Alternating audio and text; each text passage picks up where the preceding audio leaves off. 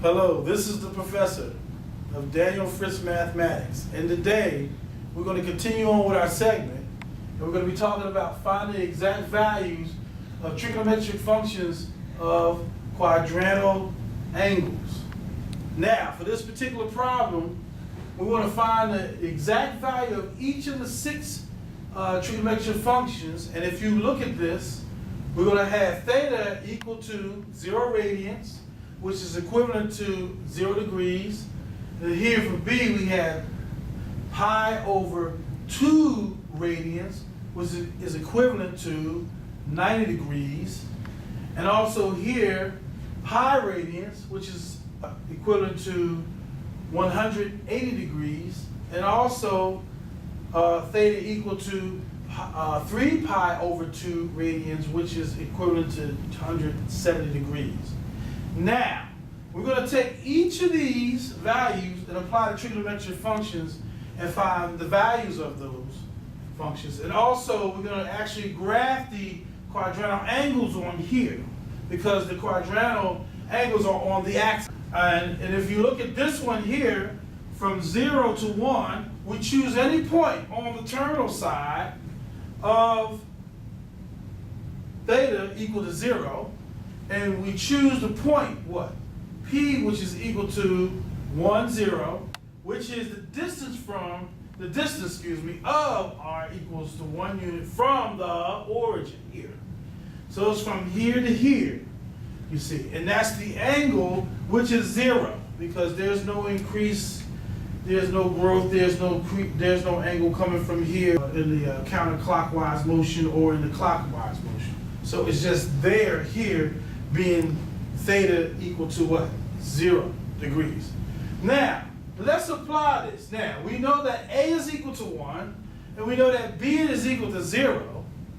And so we're going to apply that. We use trigonometric functions where we have B over R and for the sine theta, and cosine theta, which is A over R, and tangent theta, which is equal to B over A, and of course, the reciprocal identity properties here, which is cosecant theta, which is equal to R over B, and for secant theta, R over A, and cotangent theta, which is equal to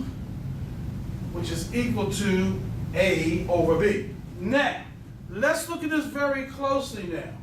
Now we're going to plug these values in, and we're going to get our exact values for the angles here. And here, sine theta being 0 divided by 1 is going to be what? For sine theta, that's going to be 0 for that value. For cosine theta, it's going to equal to 1. For tangent theta, it's going to be equal to 0. For cosecant theta, it's going to equal to what? It's going to be undefined. And also, secant theta is going to be equal to 1, and cotangent theta is going to also be undefined. Now, reason being that since the y-coordinate of P is equal to 0, these two functions here, cosecant theta and cotangent theta, for this particular problem are undefined. Let's go to another angle here, which is we're going to look at pi over 2, which is equivalent to 90 degrees. Follow me. Now, as you see right here, pi over 2 being equal to 90 degrees, and here we have a graph.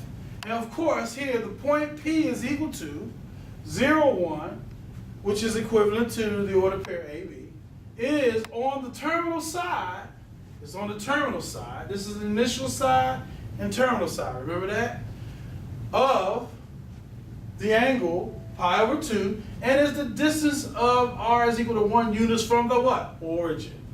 So now we set up our trigonometric functions, and we plug in the values, and here we get for sine pi over 2 being 1, for cosine pi over 2, we have 0, and for tan pi over 2, it's going to be what? Undefined. And then as we go to our reciprocal identities, cosecant pi over 2 is going to be what? 1. secant pi over 2 is also going to be undefined, and cotangent pi over 2 is going to equal to 0. Now, since the x-coordinate of p equals to 0, that will make and cause those functions secant theta and tangent theta to be undefined. Now, let's look at pi at 180 degrees.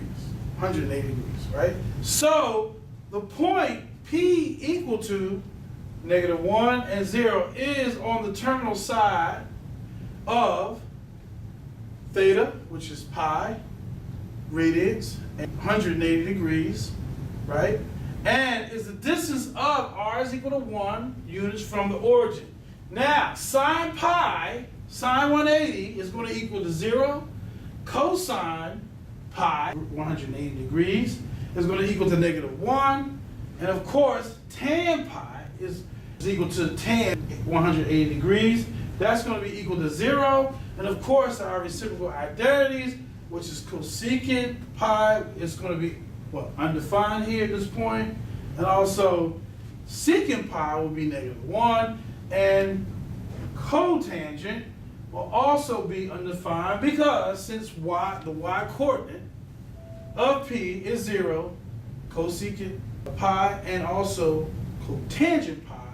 So going over here to theta being 3 pi over 2 radians, and which is equal to 270 degrees, here we have the point P, which is going to be what? 0, -1, and it's on the terminal side of 3 pi over 2, and it is the distance of r equal to 1 units from the origin. Now, plugging these values into the trigonometric functions, we have what? For this one, we have -1, sine 3 pi over 2 is -1. Cosine 3 pi over 2 is also 0. And then for tangent 3 pi over 2 is what? Undefined, right? And as we continue on and go to our reciprocal identities, cosecant 3 pi over 2 will be 1. And then secant 3 pi over 2 will be undefined.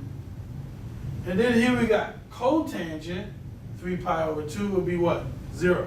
So since the x coordinate of p is equal to 0, well, p being 0, tangent theta and secant theta of this particular problem is undefined. Now, if you get a chance, always stop the tape, take your notes.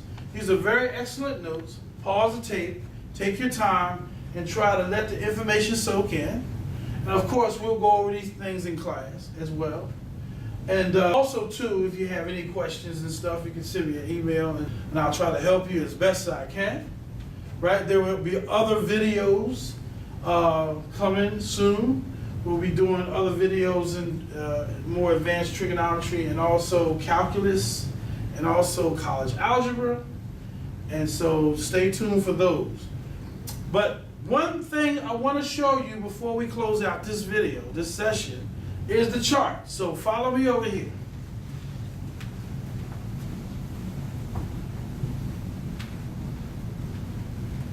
Here we have, from all the work that we did, that we showed by hand, here all the results goes into the chart.